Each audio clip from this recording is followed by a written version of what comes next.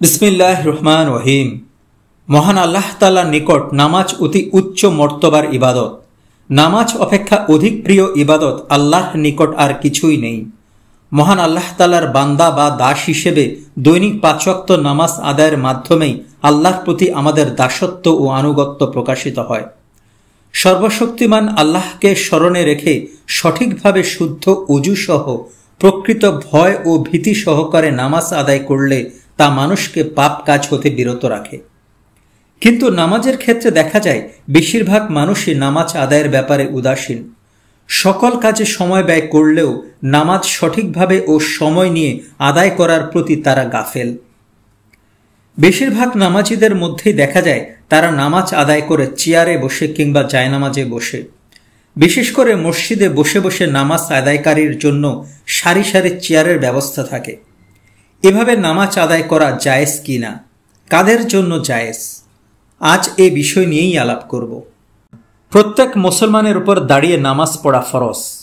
किन्तु कोनो व्यक्तिर यदि एमन हय जे कोनो अवस्थातेই दाड़िये नामाज आदाय करते पारछे ना, सेक्षेत्रे तिनि बसे नामाज आदाय करते पारबेन, चेयारे बसे अथवा जायनामाजे बसे। साधारणत अंतःसत्त्वा महिलादेर क्षेत्रे एमनटी हये थाके। तबे चेष्टा करते हबे दाड़िये ताकबीर बोले हाथ बेधे साना सूरा फातिहा ओ अन्य सूरा पढ़े तारपर बाकी नामाज चेयारे बा जायनामाजे बसे आदाय करा। आर यदि एमन हय जे कोनो अवस्थातेই तिनि दाड़ाते पारछेन ना, ताहले बसे नामाज आदाय करलेও हबे। दाड़िये नामाज आदायेर जे सওয়াব तार पुरोटाई तिनि पाबेन।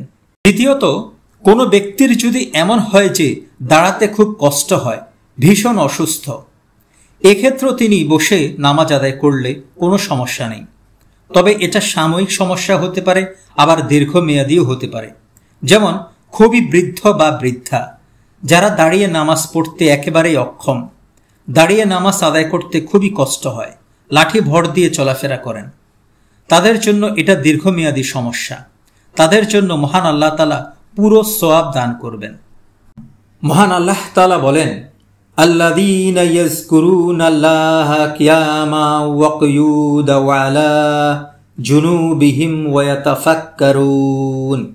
যারা দাঁড়িয়ে বসে এবং শুয়ে সর্বাবস্থায় আল্লাহ তাআলাকে স্মরণ করে।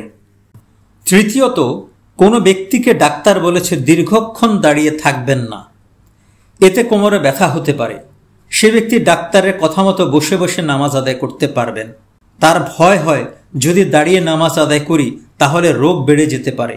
এই অবস্থাতেও বসে নামাজ পড়া জায়েজ রয়েছে। এছাড়া আরও একটি কারণ হতে পারে, তা হলো দাঁড়িয়ে নামাজ আদায় করলে রোগ সারতে দেরি হতে পারে। এই আশঙ্কায় তিনি বসে নামাজ আদায় করলে পূর্ণ সওয়াব পাবেন। কিন্তু কেউ যদি ইচ্ছাকৃতভাবে বসে বসে নামাজ আদায় করে তাহলে নামাজ হবে, তবে সওয়াব হবে তার অর্ধেক। আবার কেউ যদি সবসময় বসে বসে নামাজ আদায় করেন দাঁড়ানোর সামর্থ্য থাকার পরও, তাহলে নামাজ আদায় হবে ঠিকই, কিন্তু সওয়াব হবে অর্ধেকের কম। হাদিসের অনুবাদ, এমন অনেক ব্যক্তি আছে যারা সালাত আদায় করে কিন্তু তাদের সালাত পুরোপুরি কবুল হয় না, সওয়াব পুরোপুরি হয় না, বরং তাদের কেহ 10 ভাগের 1 ভাগ, কেহ 9 ভাগের 1 ভাগ, 8 ভাগের 1 ভাগ, 7 ভাগের 1 ভাগ, 6 ভাগের 1 ভাগ, 5 ভাগের 1 ভাগ, 4 ভাগের 1 ভাগ, 3-এর 1/4 বা অর্ধাংশ পুণ্য প্রাপ্ত হয় বা সওয়াবের অধিকারী হয়। সুতরাং সালাত আদায় করতে হবে দাঁড়িয়ে, যা সবার জন্য ফরজ। অসুস্থ হলে তা ভিন্ন কথা, কিন্তু ইচ্ছাকৃতভাবে সবসময় বসে নামাজ পড়া বিদআত বা বসে পড়াকে গুরুত্ব দেওয়াও বিদআত।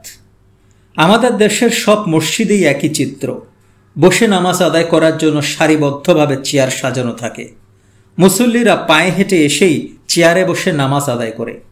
লাঠিতে ভর করে আসা কিংবা বয়স্ক লোক বা অসুস্থ ব্যক্তির সংখ্যা খুবই কম থাকে, অর্থাৎ সুস্থ লোকের সংখ্যাই বেশি থাকে। তারা মসজিদে এসে চেয়ারে বসে নামাজ পড়াটাকেই ফ্যাশনেবল মনে করে। এই ধরনের নামাজের নামাজ কবুল হয় না। আবার আরেক শ্রেণীর মানুষ রয়েছে যারা বসে বসে নফল নামাজ পড়াকে উত্তম মনে করে।